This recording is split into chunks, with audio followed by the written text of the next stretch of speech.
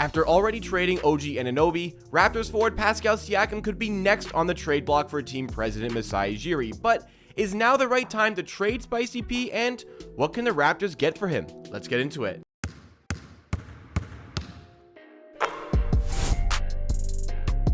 This is Amateur Hour Sports, the YouTube channel completely dedicated to Toronto Raptors coverage and videos just like this, as well as live stream watch parties. If you like what you see from today's video, then make sure to hit that like button and really help drive us up in that YouTube algorithm. And if you want to see more Raptors content just like this, make sure you're subscribed to the channel. Help us on the road to 17,000 subscribers. But as we get into the new year here, it's been over a week since the Raptors traded OG Anunoby to the New York Knicks and acquired Barrett and Immanuel Quickley in the process. But conversations are really starting to pick up about Pascal Siakam being next. These conversations are picking up because, well, it seems the Raptors have committed themselves to a specific direction here. Siakam trade could help them accomplish that goal. But also, there's been some increasing conversations going around about how Masai Ujiri has been maybe disrespecting Pascal Siakam and overlooking Pascal Siakam. And it's as if Masai Ujiri is already planning for a future without him before having even traded him, because we still need to figure out if we can get a good deal for the player, because we know Masai is not going to take a bad trade. He's going to fight for every little bit he can in this trade. He seemed to have pulled off a great trade so far with OG Anunoby going to the New York Knicks. Is he going to be able to replicate that with Pascal Siakam? We're going to talk about the potential trade candidates and what they can give for the player. But first, we need to go through a little bit behind if the Raptors should even trade Pascal at this point. Because since the trade has happened, the Raptors adding in Barrett and Immanuel Quickley have looked like a completely revitalized team. Now, perhaps we're still a little bit in the honeymoon phase, but the team is just so much more pleasing to watch. Even though that they've 3 wins and 1 loss since the trade happened, they've looked really good. They've looked really exciting. I'm not as concerned about the win-loss necessarily. It's the fact that they're playing great basketball for the most part, particularly on the offensive end of the court, and the spacing very much is there for players like Scottie Barnes to use up, and maybe in this case scenario here, Pascal Siakam to use up. This additional space has allowed Siakam to thrive on the inside. So even though he's not getting the maximum amount of field goal attempts as perhaps he could be getting, he is still putting up tons of points, putting up great numbers, and being a significant part of the Raptors and the success in this 4-game phase. And particularly for his own statistics, he's been doing pretty well. Pascal Siakam has been getting some criticism this season for his play overall. And yes, the numbers maybe are a bit down in some circumstances, but he's still putting on a great season here. Yes, the points per game hovering around 22 here. He's done more than that in the past, but 22 is still a great haul, especially when you look at his field goal percentage. Like, he has been dominant on twos this season. It's just been the three-pointer that hasn't quite been there this season. However, that's starting to climb back up. He had that month stretch of games where, like, he just could not hit a three, but he seems to have figured it out. He's starting to knock down threes again. I think that this three-point percentage, which is currently under 30%, is going to climb its way back up to the low 30s, probably around 32% by the end of the season, and we're going to start to see the signs of improvement there, and we're starting to see perhaps the points per game still start to climb up even more, maybe even get to 23 points per game again. So Pascal Siakam clearly here is still a great player, borderline elite player. There's many metrics that would indicate that perhaps if the Raptors had a better record, he would be the one getting the All-Star nod rather than Scottie Barnes if the Raptors were to get one. As it stands, I think both of them have an opportunity to do so. Scottie Barnes perhaps has the better chance to do so, but with the record, I don't think either of them are going to be in play to make an All-Star team. We are going to see on that. But overall, for Pascal Siakam, he's been not as good as he has been in the past, but he has still been very good, and it appears as though he's doing even better since we made this trade with OG Anunoby. So Raptors fans, some of them at least out there, are starting to question if even you need to trade Siakam at this point, because the Raptors needed spacing, and they got that. And the offense clearly has improved. Like, you don't need to do anything, don't need to change anything, just change the players, add more spacing, the team is just immediately going to improve. That's kind of what we expected to see after this trade. Perhaps it's looked even better than expected, and now we're seeing Siakam really with that space to start to thrive. So if you're wondering, hey, the Raptors, they want to be a team that wins games, they want to find more success next season, Siakam is going to be a player that completely helps you do that. And I agree. If you trade Siakam, you're probably going to make the team worse, but what you can improve upon is the development phase of this team. I don't think we need to go in and rush things right now. Immanuel Quickley's 24 years old. Barrett's 23 years old. Scottie Barnes, 23 years old. Like, we've got these pieces that we want to start to build around going forward, particularly in the Immanuel Quickley and Scottie Barnes camp. these are the guys that we want to build around. And I don't think that Siakam necessarily is a bad fit next to these guys, but I don't want to rush things here. And when you consider the impending contract situation of Siakam, I do feel as though now is still the right time to trade the player. The Raptors don't want to have to worry about the player leaving for nothing in free agency. However, even if there's conversations around an extension, yes, you can be more flexible for a longer period of time in considering trading the player down the line, but you still have to figure out how to navigate that contract. You're going to have to likely give him a max contract. Is that contract going to be able to be easy to trade? Do you want to be paying a 34-year-old Pascal Siakam $40 to $45 million? These are all big conversations you need to have before you go and give him this contract. So for me personally right now, go and find a good offer.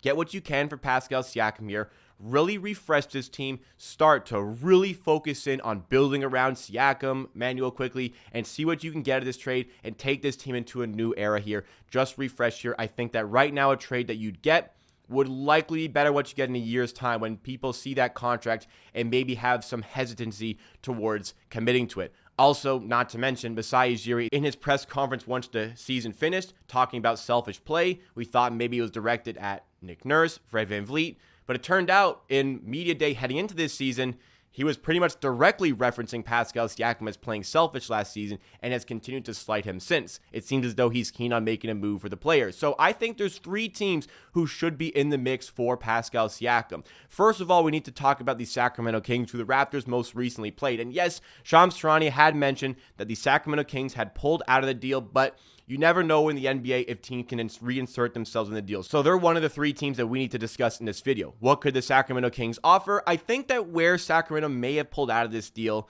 two things in play. First of all, the Raptors are going to be keen on getting Keegan Murray, and you watch this video, I'm sure you're keen on getting Keegan Murray as well. I'll tell you who's even more keen on Keegan Murray. That is the Sacramento Kings. They treat him like the third star in that team. He is not going to be moved in this trade. Like, he's just flat out not going to be moved in this trade. The Raptors probably don't see a ton of value getting anything from the Kings. They'll have to look at picks plus Harrison Barnes and Kevin Huerter to make this deal happen. How much does that really change things going forward for the Raptors? Maybe not so much, so they're not really interested without Keegan Murray being in play. And from the Sacramento Kings perspective, they're going to be worried about Siakam leaving the team for nothing at the end of the season. That's another reason they'd pull out of the deal. The second team the Raptors could seriously have some interest trading with is the Golden State Warriors. We just played the Golden State Warriors, blew them out of their own building. That was a pretty fun watch. Siakam played pretty well in that game. It certainly was the RJ Barrett show, but overall, the Warriors, they're trying to extend this dynasty as long as they can, maximize Steph Curry's output as much as they can, and Siakam would really take a lot of scoring pressure off that team and would add in a little bit of dynamism to the defense that maybe lacks it right now. The Warriors have had some issues dealing with Jonathan Kuminga. He publicly called out Steve Kerr through Shams Charania. Steve Kerr proceeded to play him the most minutes he'd played all season, but his role has been very much up and down. He hasn't really been given a platform to grow in Golden State. This is a team that's trying to win a championship, build on this dynasty. They don't really have room to play younger players all these extra minutes. Kuminga has been really left out of proceedings. That's a player I'd really like to attack if I was the Raptors. Now, there are reports saying the Warriors are leaving Kuminga out of deals, but if they're serious about extending this dynasty, look, they're not going to outright say they're trying to trade him. They're going to keep that to themselves to maximize his trade value. If they want to make this trade happen, they're going to have to include Jonathan Kuminga, likely Moses Moody, and a first-round pick. The issue for the Raptors in this case scenario is that the salary filler would likely have to be Andrew Wiggins. Now, it could be Chris Paul. Yes, the injury doesn't matter. Like, they can trade him if he's injured. The Raptors want him for salary filler here, but they want that contract off the books at the end of the season. The likely player they're going to push in this deal is Andrew Wiggins, and he's on a similar contract to RJ Barrett, $27 or so million a year for the next 3.5 years. And we've seen a sharp fall off for the player in the last calendar year or so. That contract scares me. It scares me a lot. And it scares me to the point where I'm really unsure about taking this deal.